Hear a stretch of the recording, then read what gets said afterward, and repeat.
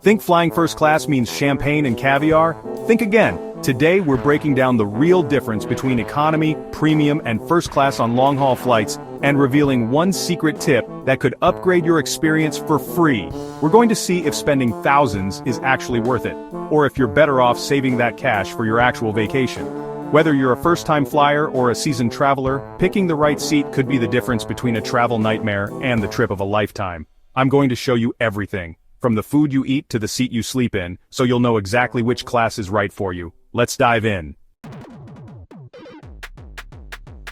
Let's start with what most of us know, economy class.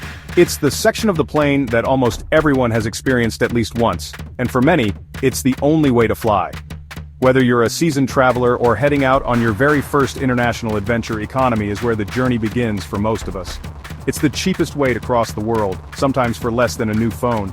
With a bit of luck and good timing, you can snag a ticket that makes globe-trotting feel almost affordable, opening up the world to students, families, and budget explorers alike.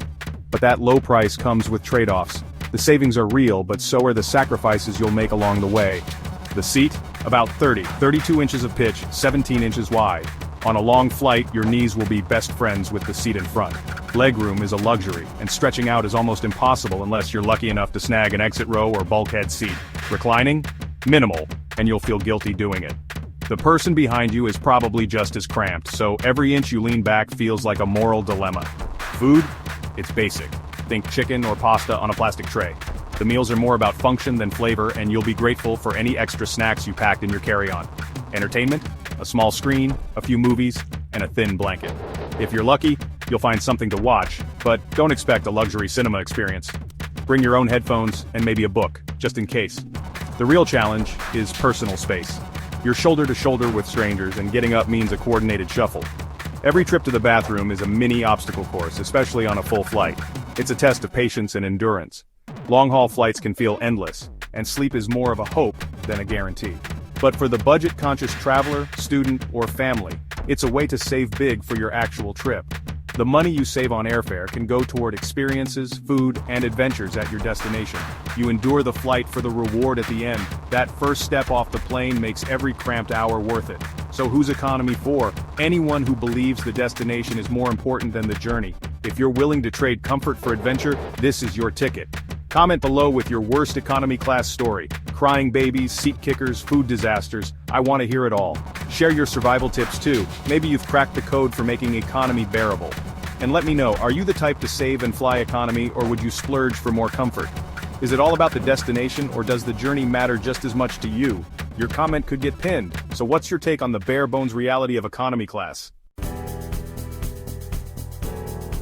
Next up, premium economy, the often overlooked middle child of air travel, sitting right between the basics of economy and the luxury of business class. While it's not a lie flat bed, premium economy is a significant step up in comfort, offering a noticeably more enjoyable experience than standard economy. The seats are wider, with extra padding, and you'll usually get 5 to 7 more inches of legroom, enough to really stretch out, cross your legs, or just avoid that cramped feeling. You also get a deeper recline, and many airlines add a leg rest or footrest, making it much easier to relax or even catch some sleep. Priority boarding is included, so you can skip the long lines and settle in early. Plus, the amenities are a real upgrade. Think noise-canceling headphones, a proper pillow, and a thicker, cozier blanket. Meals are served on real dishes, not plastic trays. And you might even be greeted with a welcome drink as you settle into your seat. The service is more attentive, with fewer passengers per flight attendant, so you get quicker responses and a more personal touch throughout your journey. Premium economy is perfect for travelers who want more comfort and a better experience but can't quite justify the steep prices of business or first class. It's especially ideal for long-haul flights where getting quality sleep and arriving refreshed can make a huge difference. The price? Usually 50 to 100% more than economy, but still far less than business class, so it's a middle ground for both comfort and cost. Is it worth it? For a 15-hour flight, absolutely. It can be a game changer. For a short hop, maybe not, unless you really value the extra space and perks. Take a look at this side-by-side comparison. Would you pay $500 more for this experience? Let us know in the comments. Is premium economy worth it or not worth it for you? Now, welcome to first class, a completely different world, where flying feels less like travel and more like stepping into a floating palace in the sky. From the moment you arrive at the airport, you're treated like royalty. There's a dedicated check-in counter, fast-track security, and access to exclusive lounges that feel more like luxury hotels than waiting areas. Inside, you'll find gourmet food, private spaces to relax, and even spa services to help you unwind before your flight. When it's time to board, forget the crowds. You're personally guided to your private suite, often through a separate entrance, making you feel like a true VIP.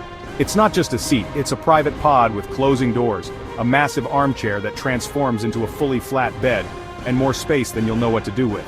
Some suites even have personal wardrobes, vanities, and touchscreen controls for everything. The service is next level. A dedicated team caters to your every need, offering personalized attention and anticipating your preferences. The menu? Designed by Michelin-starred chefs with multi-course meals and fine wines.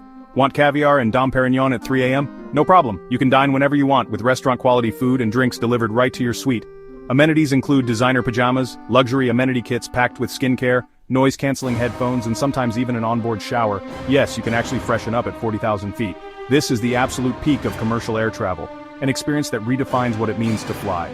But the price? A round-trip first-class ticket can cost anywhere from $10,000 to $30,000, sometimes even more. That's more than the price of a brand new car, just for a single journey. For most of us, it's a dream, not a reality. The closest we get is peeking through the curtain as we walk to economy. Is it worth it? For 99.9% of us, probably not.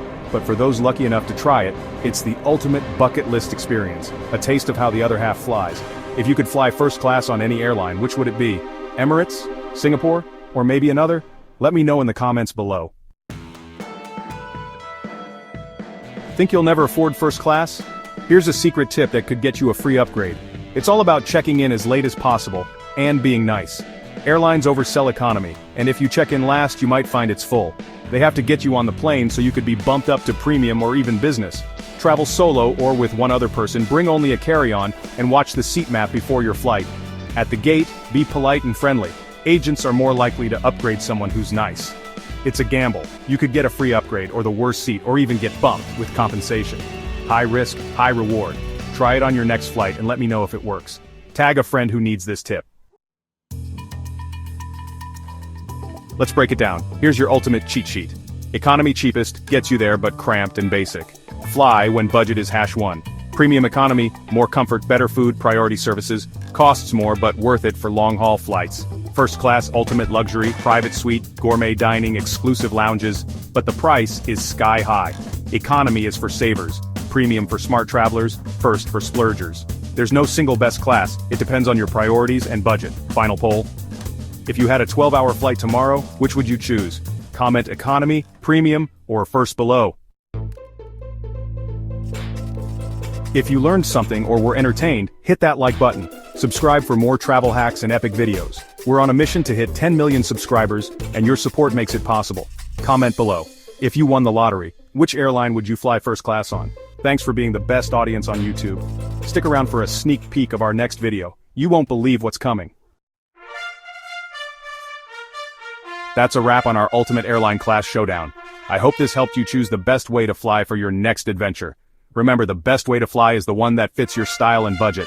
Thanks for watching. Stay curious and stay comfy in the skies. Until next time.